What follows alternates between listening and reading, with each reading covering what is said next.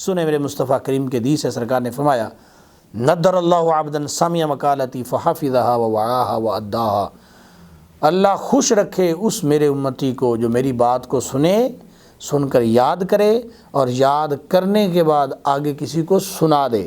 ترمذی کے اندر کتاب العلم میں یہ حدیث پاک موجود ہے۔ پھر واضح طور پر میرے مصطفیٰ کریم صلی اللہ علیہ وسلم کا فرمان ہے، فہم دین کی وجہ سے اللہ تعالیٰ کا برگزیدہ انسان بن جاتا ہے بندہ، اللہ کا چنا ہوا ایسا شخص کہ جس کے ساتھ اللہ بھلائی کا ارادہ کرتا ہے تو اللہ تعالیٰ اس کو دین کی فقاہت عطا فرما دیتا ہے۔ نحمدہ و نصلی و نسلم علی رسول الکریم، اما بعد۔ سامعین محترم، رمضان مبارک کی مبارک گھڑیوں کے اندر ہم فہم دین کورس کروا رہے ہیں۔ آج ہمارا یہ دوسرا لیکچر ہے جو آپ کے سامنے بیان کیا جا رہا ہے، اور آج میں یہ بیان کرنا چاہتا ہوں کہ فہم دین کیوں ضروری ہے۔ فہم دین کا مطلب ہے دین کی سمجھ، اور قرآن مجید فرقان حمید میں اللہ تعالیٰ نے خود اس کی دعوت دی ہے اور خود ارشاد فرمایا ہے۔ اللہ پاک فرماتا ہے، یہ میرے سامنے سورہ توبہ ہے اور سورہ توبہ کی آیت نمبر 122 ہے، فلولا نفر من كل فرقة منهم طائفة ليتفقهوا في الدين ولينذروا قومهم اذا رجعوا اليهم لعلهم يحذرون۔ کیوں نہ ہوا کہ ان کے ہر گروہ میں سے ایک جماعت نکلے کہ دین کی سمجھ حاصل کریں اور واپس آ کر اپنی قوم کو ڈر سنائیں، اس امید پر کہ وہ بچیں۔ اب یہ قرآن مجید کی آیت واضح طور پر یہ ہمیں بتا رہی ہے کہ فہم دین بہت ضروری ہے۔ اللہ تعالیٰ خود فرما رہا ہے کہ ایک بندے کو سیکھنا چاہیے اور سیکھ کر پھر اپنی قوم کو سمجھانا چاہیے۔ آج ہماری قوم دین سے بہت دور ہو گئی ہے۔ علماء کی یہ ذمہ داری ہے کہ جس طریقے سے بھی پیغام حق کا پہنچتا ہے وہ پہنچائیں۔ میرے محبوب صلی اللہ علیہ وسلم نے اپنی امت کو ترغیب دیتے ہوئے یہ ارشاد فرمایا۔ سرکار صلی اللہ علیہ وسلم فرماتے ہیں، طلب العلم فریضۃ علی کل مسلم، علم کا حاصل کرنا فرض ہے ہر مسلمان پر۔ اور دوسری حدیث پاک، اطلب العلم من المہد الی اللحد، learn the knowledge from cradle to grave، کہ اگر کوئی بندہ دنیا میں آیا ہے تو اسے اپنی ماں کی گود سے قبر کی گود تک علم حاصل کرنا چاہیے۔ یہ میرے محبوب صلی اللہ علیہ وسلم نے اپنی امت کو ترغیب دی کہ دین پڑھنا کتنا ضروری ہے، فہم دین کتنا ضروری ہے۔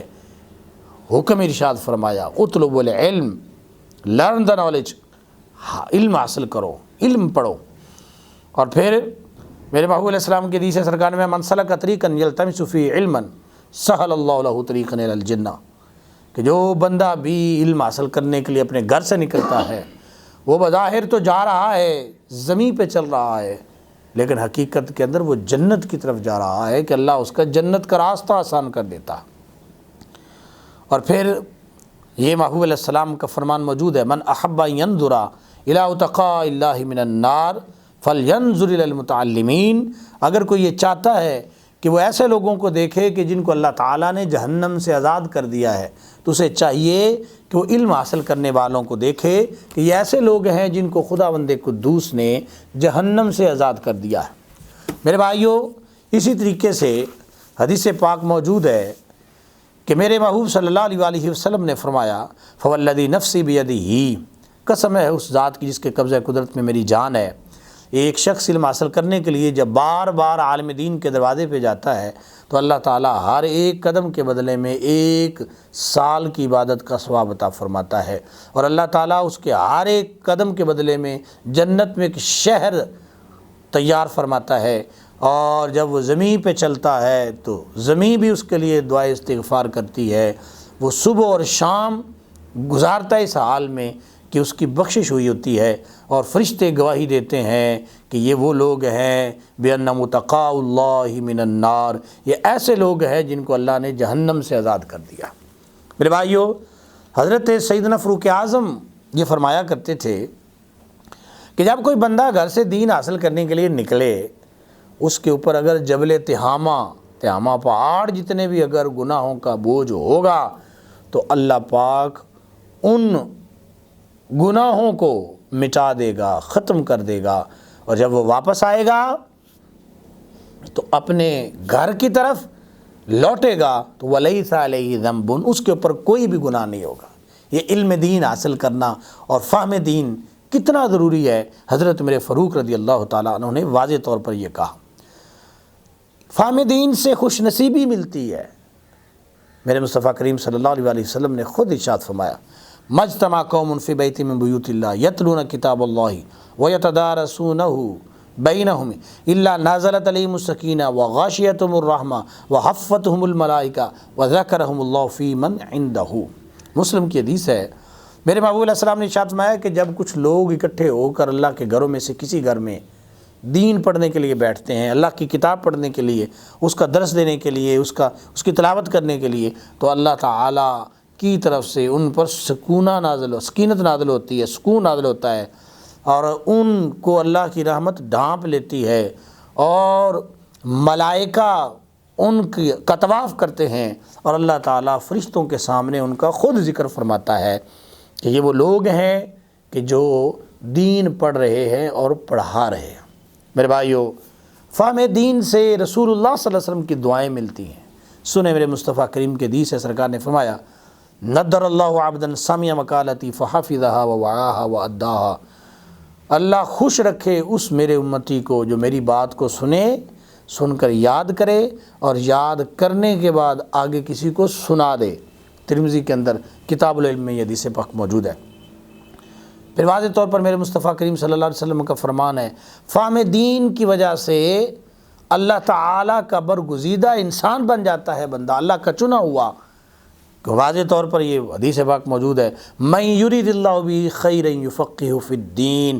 ایسا شخص کہ جس کے ساتھ اللہ بھلائی کا ارادہ کرتا ہے تو اللہ تعالیٰ اس کو دین کی فقاہت عطا فرما دیتا ہے، فقاہت فی الدین عطا فرما دیتا ہے، دین کے ساتھ تعلق عطا فرما دیتا ہے، دین سے اس کا رشتہ جڑ جاتا ہے، وہ فہم دین کے لیے وقت گزارتا ہے، وہ سنتا ہے، دین کی باتیں سن کے پھر انہیں یاد کرتا ہے، پھر لوگوں تک پہنچاتا ہے، کیونکہ اللہ اس کے ساتھ بھلائی کا ارادہ رکھتا ہے۔ سامعین محترم، ان احادیث کے بعد ایک بڑا اہم مسئلہ جو آپ کے سامنے میں ذکر کرنا چاہتا ہوں وہ یہ ہے کہ یہ امت توحید، امت دعوت ہے۔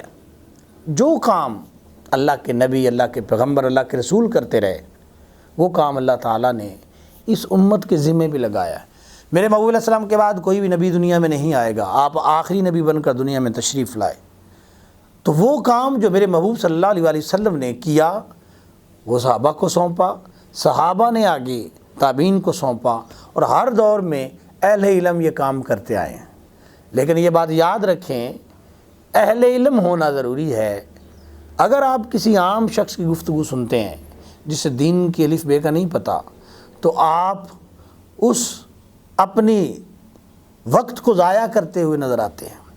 آج آپ کے سامنے فتنے لاکھوں کی تعداد میں سامنے ہیں، اور ہر طرف فتنے ہی فتنے نظر آتے ہیں۔ ہر ایک کو سننا نہیں، ہر ایک کے اوپر توجہ نہیں دینی۔ کئی ایسے لوگ ہیں جو دین بیان کر رہے ہیں لیکن وہ دین حقیقت میں دین نہیں ہے۔ میرے بھائیوں، اپنے آپ کو بچا کے رکھیں اور سچی اور سچی تبلیغ سنیں، جو قرآن و سنت کے پیغامات ہیں وہ سنیں، اور علم کی خاطر اپنے آپ کو وقف کریں۔ دیکھیں نا، قرآن مجید کے اندر رب نے حضرت آدم علیہ السلام کا ذکر کیا، اذ قال ربک للملائکۃ انی جاعل فی الارض خلیفہ،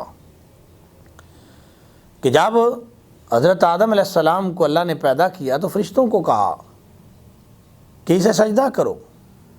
اب اس کی وجہ کیا بنی؟ اس کی وجہ یہ تھی کہ حضرت آدم علیہ السلام کو جو امتیاز ملا وہ علم کی بنیاد پہ ملا۔ اللہ پاک نے کچھ چیزوں کے نام سکھائے حضرت آدم علیہ السلام کو، اور پھر فرمایا کہ اے آدم یہ نام بتاؤ۔ پہلے فرشتوں سے سوال کیا، فرشتوں نے کہا ہم نہیں جانتے۔ پھر حضرت آدم علیہ السلام سے کہا، آدم علیہ السلام نے وہ نام بتائے۔ تو اب اس بنیاد پہ حضرت آدم علیہ السلام کو اللہ پاک نے اتنی شان دی کہ فرشتوں کو کہا کہ آدم علیہ السلام کو سجدہ کرو۔ آج جہالت زیادہ نظر آتی ہے، اگرچہ سورس زیادہ ہیں، ذرائع زیادہ ہیں، کتابیں زیادہ ہیں، اور ویڈیو کی صورت میں دین بیان ہو رہا ہے، اور لکھنے کی صورت میں، اور ہر چیز ہمارے سامنے موجود ہے، لیکن پھر بھی جہالت ہے، ہمیں پتہ نہیں ہے۔ حدیث کے جتنے بھی اصول ہے، حدیث روایت کرنے کا ہمیں نہیں پتہ، حدیث کے اندر تطبیق کیا ہوتی ہے وہ ہمیں نہیں پتہ۔ تو فہم دین ضروری ہے، لیکن فہم دین وہ ضروری ہے جو قرآن و سنت کے قریب ہو۔ اس لیے اپنا وقت ضائع ہونے سے آپ نے بچانا ہے، اور وہ علم حاصل کرنا ہے جو علم میرے مصطفیٰ کریم صلی اللہ علیہ وسلم نے صحابہ کو عطا کیا، اور صحابہ نے آگے اس علم کو منتقل کیا، اور اس کے ذرائع ہمارے سامنے آج موجود ہیں کہ قرآن و سنت کا پیغام موجود ہے، صرف ہمارے پاس وقت نہیں ہے۔ تو رمضان مبارک میں کتنا اچھا موقع ہے، یہ DOD کی طرف سے آپ کو فہم دین کورس کروایا جا رہا ہے، اس کو آپ ضرور وقت دیجئے گا۔ اللہ تعالیٰ کی بارگاہ میں دعا ہے کہ اللہ تعالیٰ ہم سب کو عمل کی توفیق عطا فرمائے۔